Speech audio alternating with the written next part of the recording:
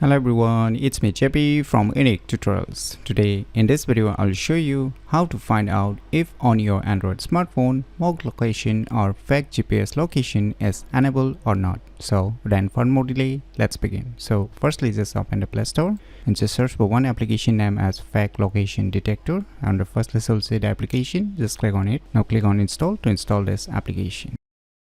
So once the installation is done, just click on open. Now on opening, it will ask you some permission. Just click on while using the app. Now just swipe down the notification toggle and turn on the location and click on turn on. Now just click on the start GPS.